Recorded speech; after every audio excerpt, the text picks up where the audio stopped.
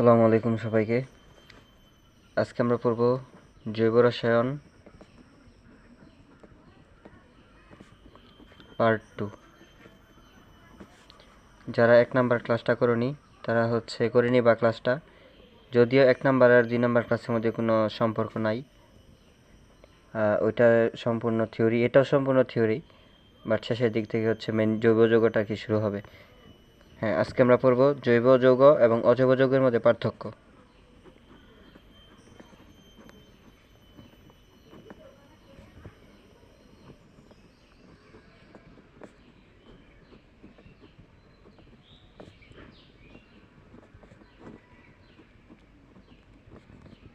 পড়াগুলো বইয়ের সিকোয়েন্স অনুযায়ী আগানো হচ্ছে। তোমরা বইটা একটু দেখবা, কারণ মেইন বই খুবই গুরুত্বপূর্ণ। আর বই যদি কিনো তাহলে হাজারিনাগ স্যারের বইটা আর কি কিনবা, ঠিক আছে? আচ্ছা, এখন আমরা পড়ব জৈব ও অজৈব যৌগের মধ্যে পার্থক্য। 1 নাম্বার পার্থক্য, সংযুক্তি অনুসারে পার্থক্য। সংযুক্তি কি? সংযুক্তি মানে কতগুলো মৌল অ্যাড হতে পারে বা যুক্ত হতে পারে। আচ্ছা, মনে করো কার্বনের কয়টা হাত? প্রথম ক্লাসে পড়েছি কার্বন 4টা হাত।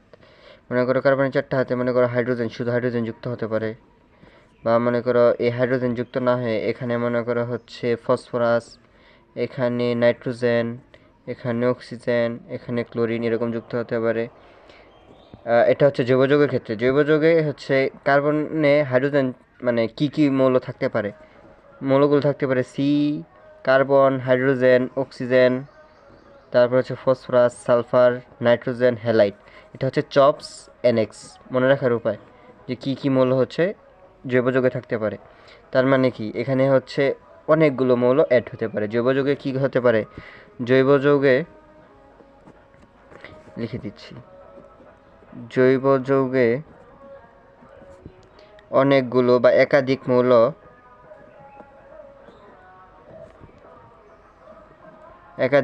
অ্যাড হতে পারে।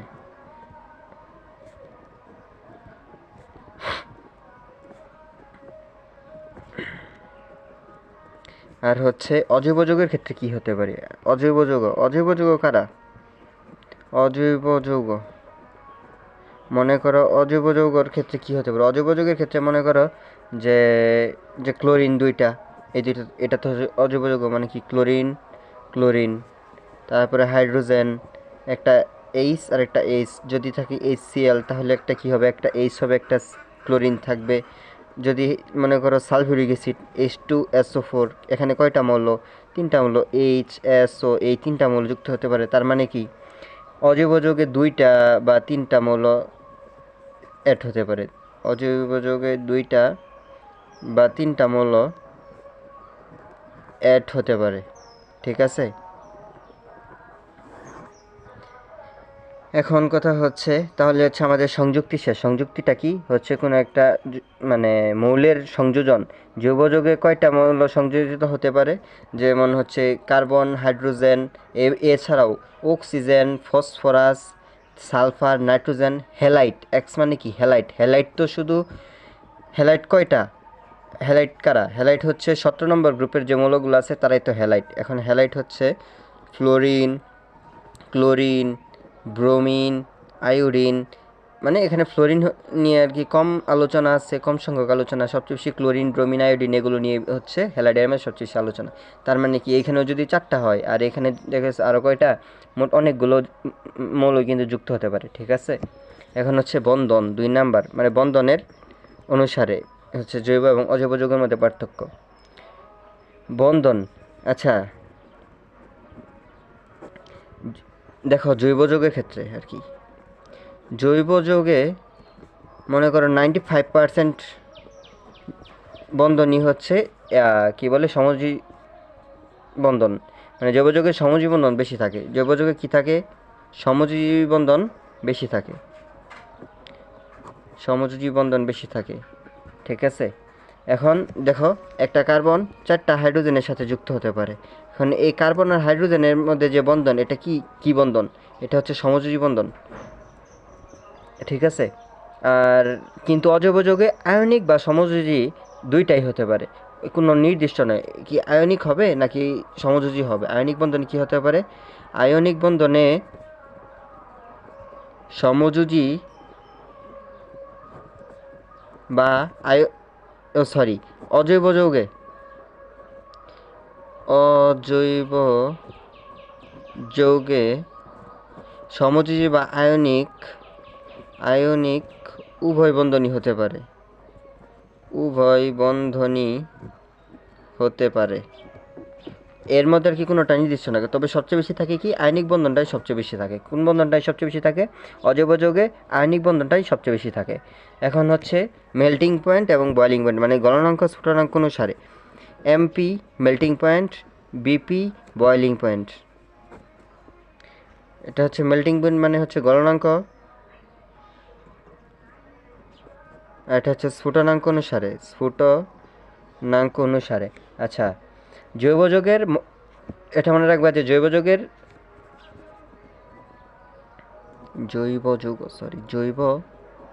যৌগের এমপি এবং বিপি কম, আর অজৈব যৌগের এমপি বিপি বেশি। ঠিক আছে, এমপি বিপি বেশি, মেল্টিং পয়েন্ট আর বয়লিং পয়েন্ট বেশি। এখন আমরা বলবো সলিবিলিটি বা দ্রাব্যতার অনুসারে।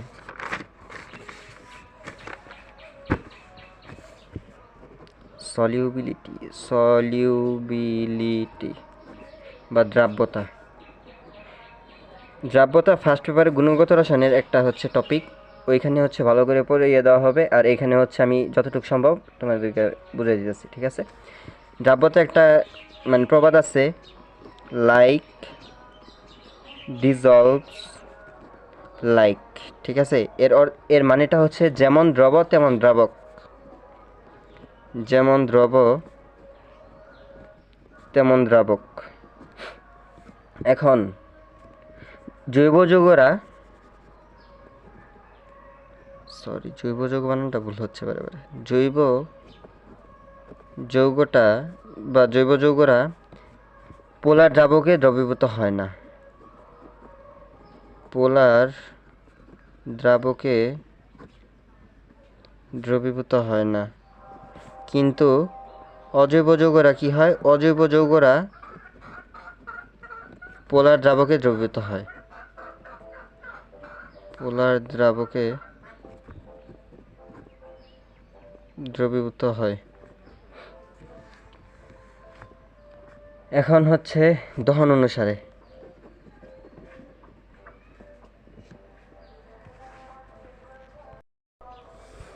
দহন, জৈব যৌগের দহন বিক্রিয়ায় অবশেষ পাওয়া যাবে না। জৈব যৌগের দহন বিক্রিয়ায় কি পাওয়া যাবে না? কোনো অবশেষ থাকবে না।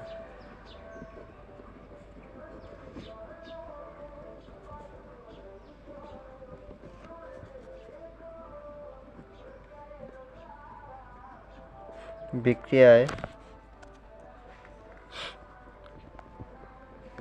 কোনো অবশেষ থাকবে না, কিন্তু অজৈব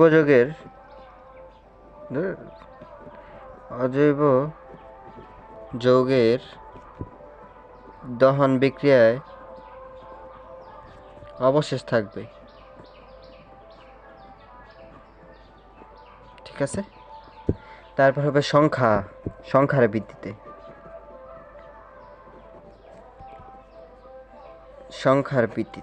আচ্ছা, জৈব যৌগের সংখ্যা বেশি আর অজৈব যৌগের সংখ্যা কম, এটাই স্বাভাবিক। গত ক্লাসে বুঝাইছিলাম কেন হচ্ছে জৈব যৌগের সংখ্যা বেশি আর অজৈব যৌগের সংখ্যা কম। কারণ হচ্ছে জৈব যৌগের মধ্যে ক্যাটানেশন সমানুতা এবং পলিমারকরণ সম্ভব, কিন্তু অজৈব যৌগের মধ্যে কি ক্যাটানেশন করা সম্ভব, সমানুতা করা সম্ভব, পলিমারকরণ সম্ভব না। এই জন্য ওদের হচ্ছে সংখ্যা কম। এখন আমি সংখ্যাটা লিখে দিই, আর অবশ্যই মানে গত ক্লাস যদি করে থাকো তাহলে ওই তিনটা টপিক আর কি বুঝতে পারছো।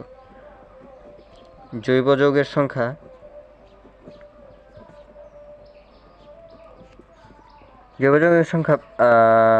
কত? জৈব যৌগের সংখ্যা হচ্ছে 80 থেকে 90 লাখ এর মতো। আর অজৈব যৌগের সংখ্যা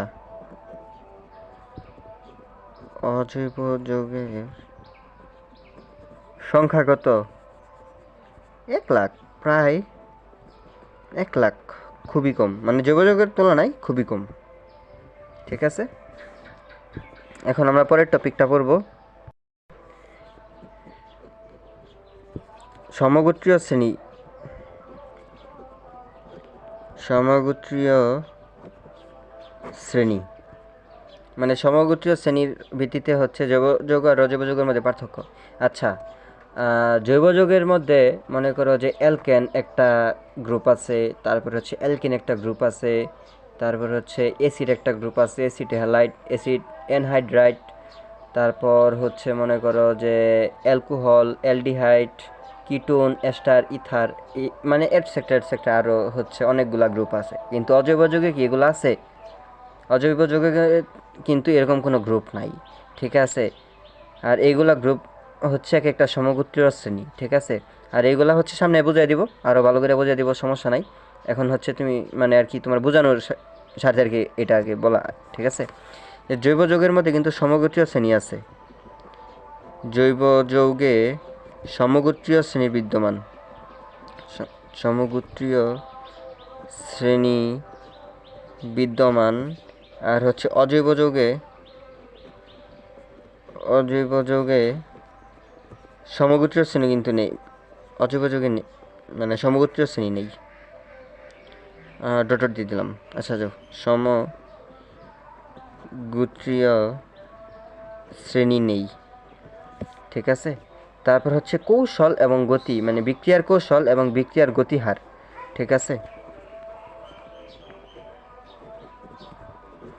কৌশল ও গতি। আচ্ছা, জৈব যৌগরা মানে জৈব যৌগের কৌশল খুবই জটিল হয়, মানে বিক্রিয়ার কৌশলগুলা। জৈব যৌগের বিক্রিয়ার কৌশল খুবই জটিল। আচ্ছা, কোনো একটা কৌশল যদি জটিল হয় তাহলে ওইটা শেষ হইতে তো একটু দেরি লাগবে, ওইটার প্রসেসটা একটু দেরিতে হবে না? তার মানে আর গতি কেমন ওর? গতি মানে দেরি মানে কি? মন্থর। গতি কেমন? মন্থর। আর অজৈব যৌগের বিক্রিয়ার কৌশল খুবই সহজ, খুব সহজ। কোনো একটা কাজ যদি সহজ হয় তাহলে ওটা তো তাড়াতাড়ি করতে পারবা, তাই না? তার মানে এটা গতি কেমন হবে? গতি হবে দ্রুত, খুবই দ্রুত। ঠিক আছে, আমরা পরে পেয়েছি যাচ্ছি আর কি। এখন হচ্ছে তড়িৎ পরিবাহিতার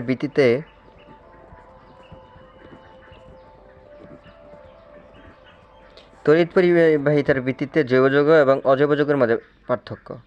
এখন জৈব যৌগরা তড়িৎ পরিবাহী হবে না এবং অজৈব যৌগরা তড়িৎ পরিবাহী হবে কেন? কারণ হচ্ছে জৈব যৌগের মধ্যে বেশিরভাগ বন্ধন কেমন? সমযোজী বন্ধন। আর হচ্ছে অজৈব যৌগের মধ্যে বেশিরভাগ বন্ধন কেমন? আয়নিক। আর ইয়াতে অজৈব যৌগে কিন্তু আয়নিক এবং সমযোজী দুইটা বন্ধনই থাকে। আর আয়নিক বন্ধন যেখানে থাকে ওখানে হচ্ছে তড়িৎ বিশ্লেষণ হয়, আর তড়িৎ বিশ্লেষণ হলে কী হবে? তড়িৎ পরিবাহী হবে, তাই না? এখন তাহলে হচ্ছে আমাদের কথা কি, যে তড়িৎ পরিবাহিতার উপরে জৈব এবং অজৈব যৌগের মধ্যে পার্থক্য। তাহলে জৈব যৌগরা কী হবে? জৈব যৌগরা তড়িৎ পরিবাহী হবে না বা তড়িৎ পরিবহন করবে না। তড়িৎ পরিবাহী হবে না। আর অজৈব যৌগরা কি হবে? অজৈব যৌগরা তড়িৎ পরিবাহী হবে, তড়িৎবাহী হবে। এখন আমরা বলবো জৈব যৌগের শ্রেণীবিভাগ। আমাদের হচ্ছে কি শেষ? জৈব যৌগ এবং অজৈব যৌগের মধ্যে পার্থক্য শেষ। ঠিক আছে, আশা করি বুঝতে পারছো। আর যদি না বুঝতে পারো তাহলে হচ্ছে এই কমেন্ট সেকশনে বলবা, মানে এই ভিডিওর কমেন্টে আমি হচ্ছে বুঝিয়ে দিব, সমস্যা নাই। এখন পড়ব জৈব যৌগের শ্রেণী বিভাগ।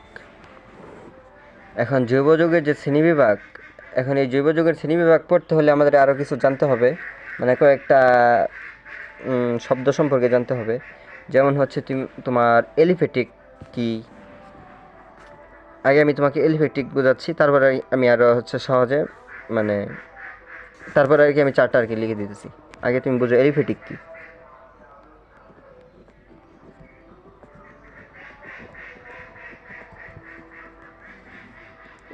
এলিফ্যাটিক হচ্ছে ফ্রিলি হচ্ছে কার্বনের চেইনগুলা আকারে বাড়তে দিবে, আগাইতে দিবে। কেমন, মনে করো একটা কার্বন, দুইটা কার্বন, তিনটা কার্বন, এগুলো হচ্ছে এলিফ্যাটিক। মনে করো এই যে বাড়তে আছে, আর মনে করো এখানে যদি ডাবল বন্ড থাকে তো থাকলো। আর এলিফ্যাটিক হচ্ছে কি জানো, মুক্ত শিকল আর কি, যেটা ঠিক আছে। এলিফ্যাটিক কি হচ্ছে মুক্ত শিকল, মানে ফ্রিলি কার্বনগুলা আর কি চেইন আকারে বাড়তে থাকবে। দ্বিবন্ধন থাকলেও সমস্যা নাই, যদি ত্রিবন্ধন থাকে তাও সমস্যা নাই, থাকলেও সমস্যা কি, তাই না? আর তোমরা কি জানো যে কার্বনের চারটা হাত, এই যে দেখো আমি হাইড্রোজেনগুলো পূর্ণ করে দিই, এইচ এইচ এইচ। এটা কার্বনের কয়টা হাত আছে? একটা, দুইটা, তিনটা।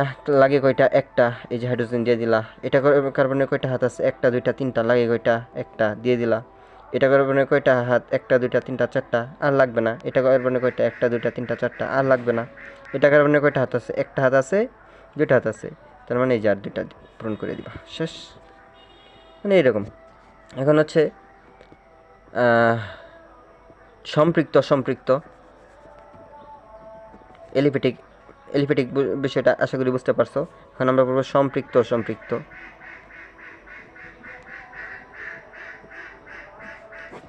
মনে করো কার্বন যদি একক বন্ধনে যদি আগাইতেই থাকে, ঠিক আছে, শুধু একক বন্ধন, সেটা হবে সম্পৃক্ত বা স্যাচুরেটেড, সম্পৃক্ত। আর যদি কার্বন যদি মনে করো দ্বিবন্ধন হয়, তারপরে মনে করো যে কার্বন ত্রিবন্ধন হয়, আবার যদি কোনো একটা মানে যৌগের মধ্যে কার্বন দ্বিবন্ধন বা ত্রিবন্ধন যে কোনো একটা থাকে, তাহলে হচ্ছে এগুলো হচ্ছে অসম্পৃক্ত বা আনস্যাচুরেটেড, ঠিক আছে। এখন আমরা বলবো অ্যারোমেটিক জিনিস কি। অ্যারোমেটিক বা অ্যারোমেটিক কিন্তু অ্যারোমা শব্দ থেকে এসেছে। অ্যারোমা মানে কি? সুগন্ধ। অ্যারোমেটিক হচ্ছে বেনজিন এবং বেনজিনের জাতক। অ্যারোমেটিক কি? বেনজিন এবং বেনজিনের জাতক, ঠিক আছে। এখন বেনজিনের সংকেত।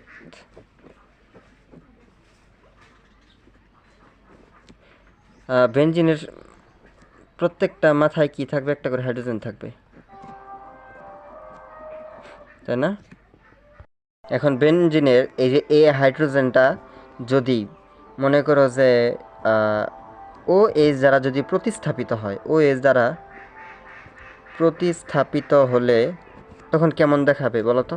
দেখাবে কিন্তু এমন, ধরো একে দিই,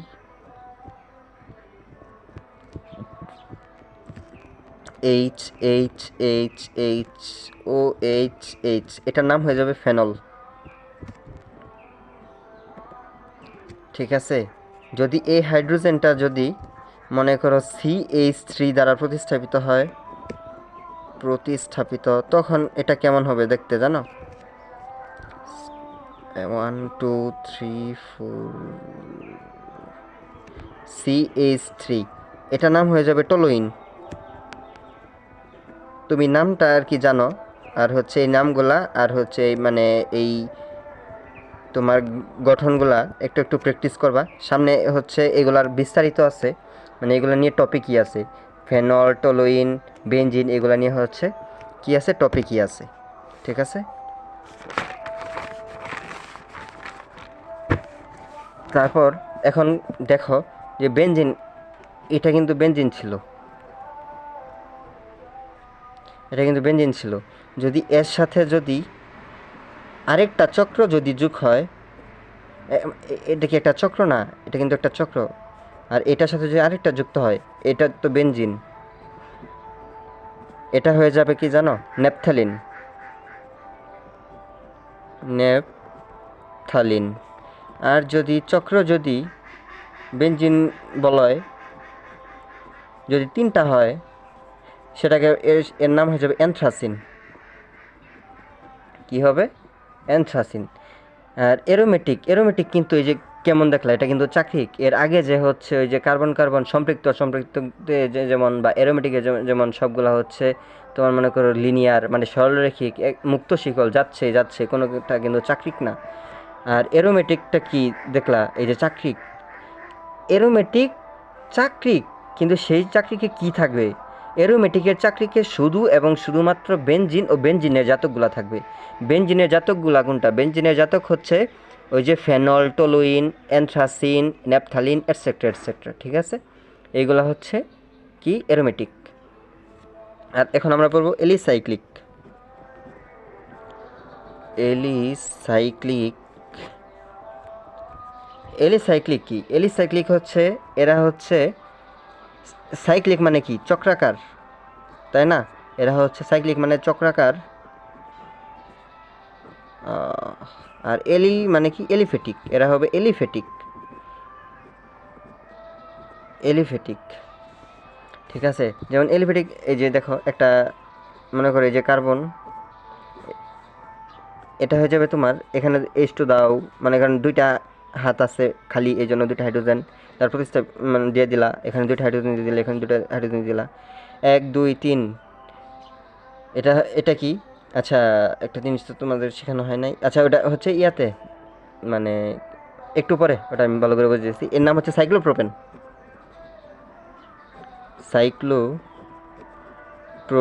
আচ্ছা, যাও শিখিয়ে দিই। কার্বন যদি 1 হয়, কার্বন সংখ্যা যদি 1 হয়, 1 হলে কি হবে? 1 হলে হবে তোমার মিথ, 2 হলে হবে প্রোপ, 3 হলে 3 হলে ইথ, 3 হলে মিথ ইথ প্রোপ, 4 থাকলে বিওট, 5 থাকলে প্যান্ট, মানে 5টা কার্বন থাকলে। 6টা কার্বন থাকলে কি হবে? 6টা কার্বন থাকলে হবে প্যান্ট হ্যাক্স। 7টা কার্বন থাকলে হবে হ্যাপ্ট।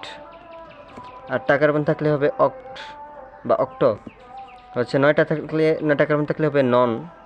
আর 10টা কার্বন থাকলে হবে ডেক। এখন হচ্ছে এখানে কয়টা কার্বন আছে? 1টা 2টা কার্বন, 3টা কার্বন আছে। 3টা কার্বন থাকলে কি? প্রোপ।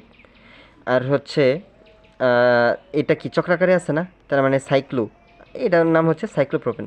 এই 3টা কার্বন আছে, এই জন্য হচ্ছে প্রোপেন। ঠিক আছে। আচ্ছা, আর যদি মনে করো এমন থাকে 4টা, একটা মনে করো যে চতুর্ভুজ থাকে, এখানে যদি H2 H2 H2 H2 এমন থাকে, এটার নাম কি? 1 2 3 4। 4টা থাকলে কি? বিউট।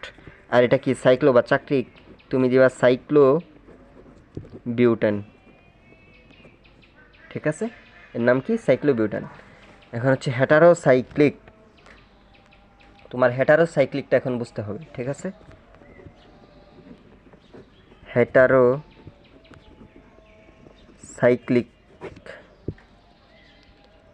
হেটারোসাইক্লিক কিন্তু চাকরিক হবে। এতক্ষণ হচ্ছে এই যে দেখো এলিসাইক্লিকে কি বললা, এলিসাইক্লিক কিন্তু দেখো কার্বন আর হাইড্রোজেন সম্পর্কে সব। আচ্ছা, এই যে কার্বন হাইড্রোজেন এগুলো হচ্ছে এলিসাইক্লিক। আর হেটারোসাইক্লিক কি? চক্রকার। হেটারো মানে কি? বিষম। এখন কি সমান থাকবে না, এখানে হচ্ছে কার্বন এবং হাইড্রোজেন বাদেও অন্যান্য মৌলগুলা থাকবে, যেমন যে CH2 কার্বন, এখানে মনে করো অক্সিজেন আছে, এর নাম কি?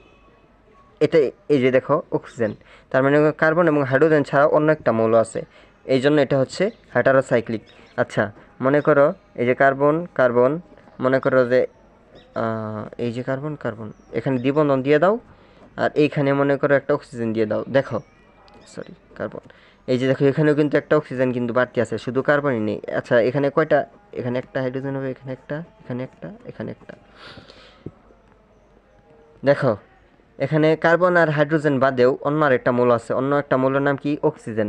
তার মানে এটা কি? হেটারোসাইক্লিক। আর এর নাম কি হবে জানো? এর নাম হবে ফিউরান।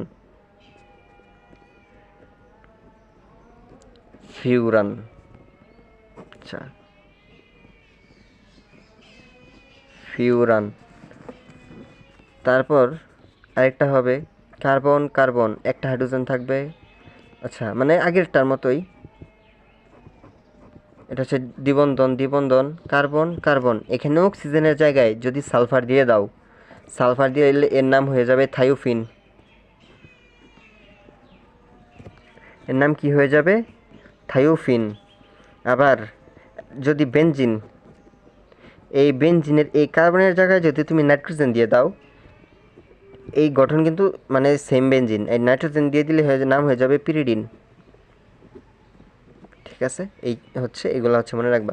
এখন হেটারোসাইক্লিক আবার দুই প্রকার। হেটারোসাইক্লিক হচ্ছে একটা হচ্ছে হেটারো এলিসাইক্লিক, একটা হচ্ছে হেটারো এরোমেটিক। এখন এলিসাইক্লিক কি আর এরোমেটিক কি এটা তো হচ্ছে আগে বুঝাই দিয়েছি। আর এখন হচ্ছে এখানে হেটারো এলিসাইক্লিক গুণগুলো হবে। হেটারো এলিসাইক্লিক হবে এই যে এটা। এরোমেটিক কি? এরোমেটিক হচ্ছে যে মানে বিষম এরোমেটিক হবে। এই যে যেমন এটা, এটা তোমার মনে করো কি বলে, আচ্ছা, হেটারো, দাঁড়াও, হেটারো এরোমেটিকটাও মনে করো একজন এরোমেটিক। আচ্ছা, ওটা হচ্ছে সামনে এর হচ্ছে ভালো মানে ব্যাখ্যা আছে। ব্যাখ্যা আছে বলতে কি, এটার মনে করো একটা আলাদা পার্টি আছে, ওই পার্টে আমি তোমাকে বুঝিয়ে দিব। কারণ হচ্ছে মানে কম সময়ে বা মনে করো যে এই টাইমে ওইটা হচ্ছে তুমি বুঝবা না। ঠিক আছে,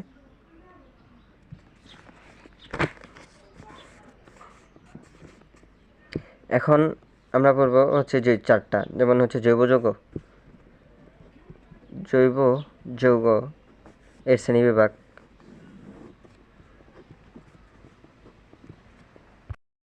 জৈব যৌগ হচ্ছে মুক্ত শিকল,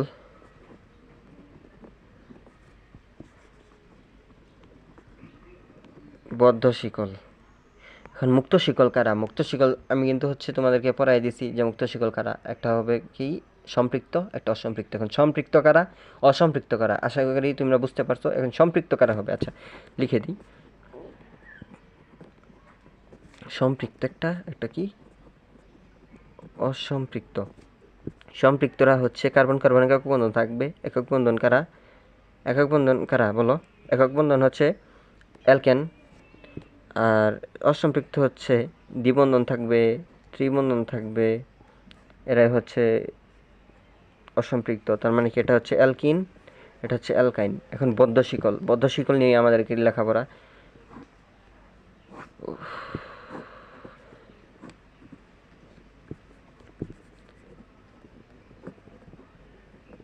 কার্বোসাইক্লিক একটা, আরেকটা হবে হেটারোসাইক্লিক।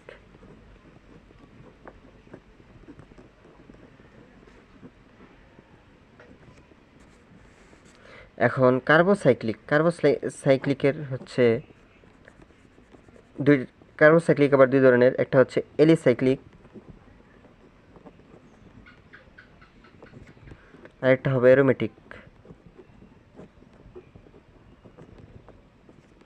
আর হেটারোসাইক্লিক আবার দুই ধরনের। একটা হচ্ছে হেটারো এলিসাইক্লিক,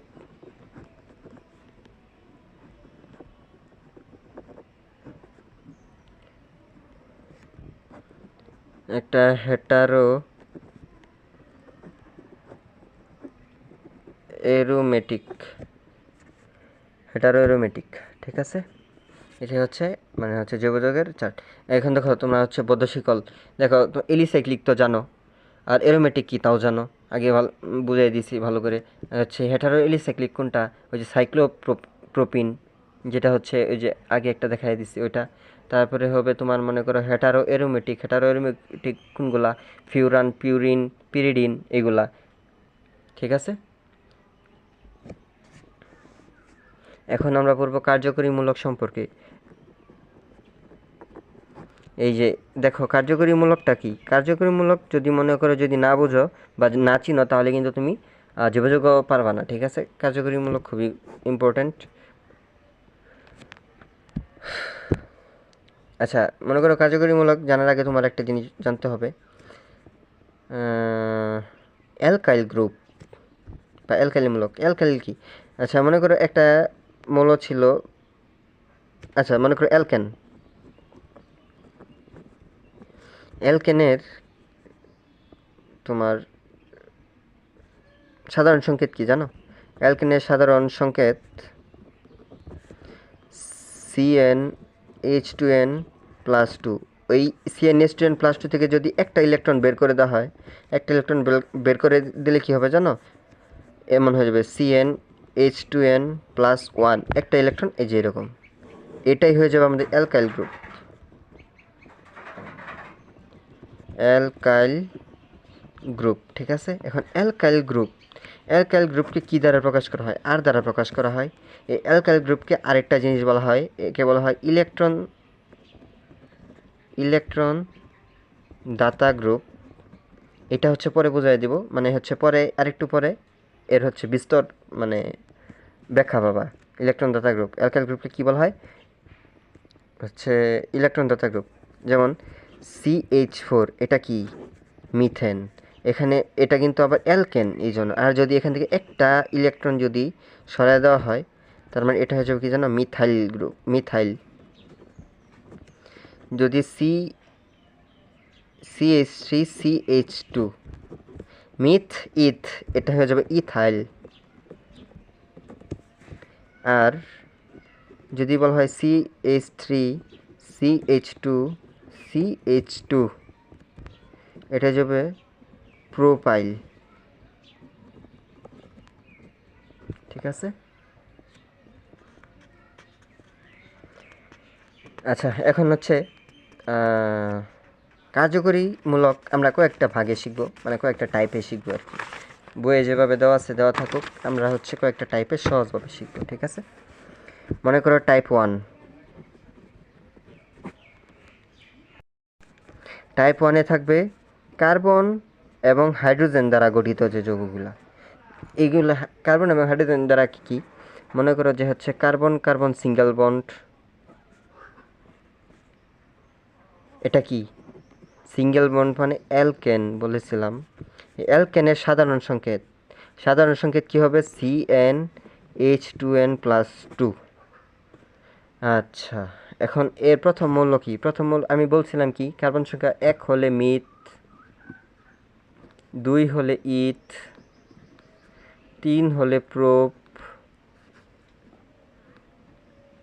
4 হলে বিউট, 5 হলে প্যান্ট, 6 হলে হ্যাক্স, 7 হলে হ্যাপ্ট, 8 হলে অক্ট, 9 হলে নন, 10 হলে কি? ডেক। এটা হচ্ছে তোমার জানতে হবে। আচ্ছা, মনে করো CH4, যদি কার্বন সংখ্যা এখানে এই যে এন এর মান যদি 1 হয়, n=1 হলে যৌগটা কি হবে?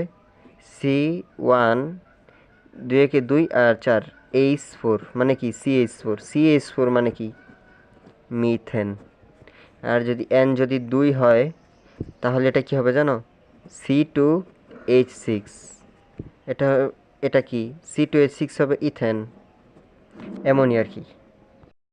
এখন মনে করো যে আবার আছে কি, CH এর মধ্যে মনে করো যে ডাবল বন্ড আছে, C ডাবল বন্ড, এর নাম কি? অ্যালকিন। দেখো এখন হচ্ছে এই যে দেখো, যদি মানে ডাবল বন্ড থাকে তাহলে সেটা হয়ে যাবে কি? অ্যালকিন। এর সাধারণ সংকেত হবে CnH2n। আর যদি ট্রিপল বন্ড থাকে তাহলে সেটা হয়ে যাবে কি? সেটা হয়ে যাবে অ্যালকাইন। এর সাধারণ সংকেত কি? CnH2n-2। ঠিক আছে। আবার মনে করো এই যে বেনজিনও আছে, বেনজিনের মধ্যে শুধু কি কার্বন আর হাইড্রোজেন, ঠিক আছে। কার্বন আর হাইড্রোজেন মিলে হচ্ছে কি হয়? বেনজিনের সংকেতগুলো হয়।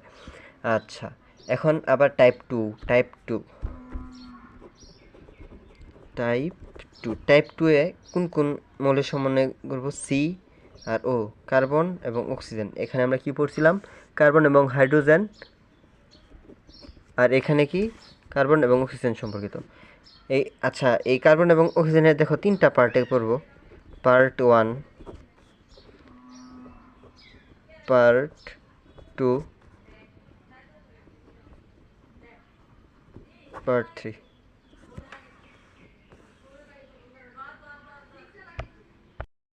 দেখো কার্বন এবং অক্সিজেন যদি একটা ইয়াতে থাকে, এই একক বন্ধনের মাধ্যমে থাকে, যেমন OH এর অ্যালকাইল মূলক আর। দেখো OH মূলক আর, আর মানে কি OH, দেখো এটা তো কি, এটা কি আর, আর মানে হচ্ছে অ্যালকাইল গ্রুপ, অ্যালকাইল গ্রুপ তো ধরো সি ধরে নাও, তার মানে একটা হচ্ছে OH, একটা দেখো ও আছে কিন্তু, আর এইচ তো হচ্ছে সবগুলোতে দেখবো। হাইড্রোকার্বন কি, হাইড্রোকার্বন কার্বন এবং হাইড্রোজেনের সমন্বয়ে গঠিত। আর হাইড্রোকার্বনে কি থাকবে, সি এবং এইচ থাকবে। আর অ্যালকাইল মূলক কি, অ্যালকাইল মূলক তো হচ্ছে দেখালামই, হচ্ছে সি এবং এইচই থাকে। যেমন হচ্ছে অ্যালকেনে শুধুমাত্র কি থাকে, কার্বন এবং হাইড্রোজেন। আর অ্যালকেন থেকে যদি একটা হাইড্রোজেন যদি কম হয় তাহলে সেটা কি হয়ে যাবে, সেটা হয়ে যাবে অ্যালকাইল। আর অ্যালকাইল গ্রুপ, আর অ্যালকাইল গ্রুপের সাথে যদি OH যদি যুক্ত হয় তাহলে সেটা কি হয়ে যাবে জানো, সেটা হয়ে যাবে অ্যালকোহল।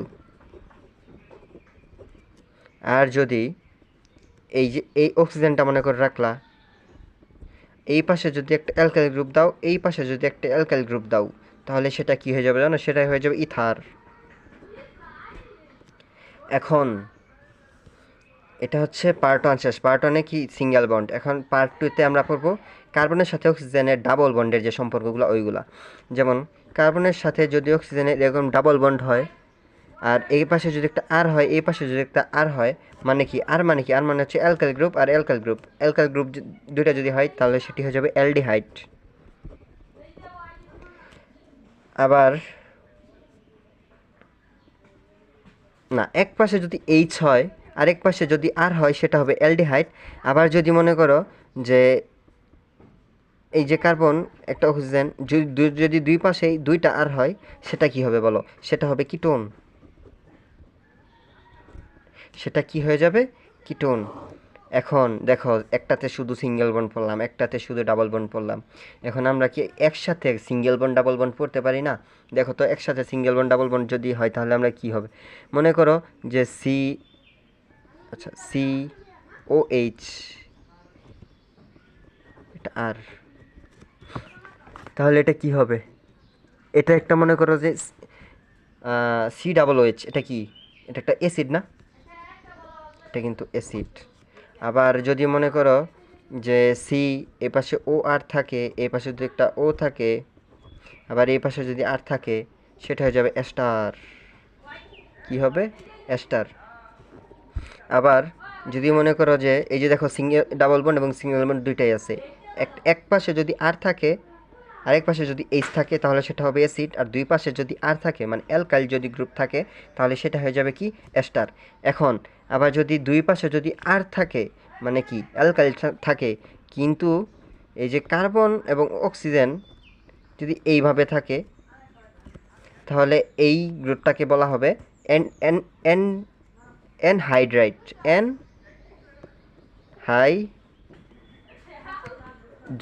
ঠিক আছে, কি থাকবে, এনহাইড্রেট। আশা করি বুঝতে পারছো। এখন আমরা পড়বো টাইপ 3। যদি না বুঝো তাহলে হচ্ছে ভিডিওটা আরেকবার টানবা, না সমস্যা নেই, আমি আর হচ্ছে আরেকবার তোমার মানে কি রিভাইজ দিয়ে দিব, সমস্যা নেই। টাইপ 3, টাইপ 3-তে কী হবে, টাইপ 3 হচ্ছে সি এবং এন, এই দুইটা যৌগের মৌলের সমানে যেগুলো হবে। মনে করো যদি NH2 থাকে আর এখানে যে আর, মনে করো এটা সি, যদি NH2 থাকে এটা হবে অ্যামিন। কি হবে, অ্যামিন। আর যদি আর CN থাকে এটা হবে alkane, alkane nitrile, alkane nitrile. আবার যদি টাইপ 4, এখন আমাদের এই CN এর শেষ, CN এর আর CN সম্পর্কিত আর কোনো কিছুই নাই। এখন আমরা পুরো টাইপ 4। টাইপ 4 হচ্ছে CNO, এই তিনটা একসাথে। আগে আমরা কি পড়ছি, CH পড়ছি, তারপর আমরা কি পড়ছি, CO পড়ছি, তারপর কি পড়লাম, CN পড়লাম, এখন CNO একসাথে। CNO একসাথে কীভাবে থাকবে, যেমন এটা হচ্ছে NO2,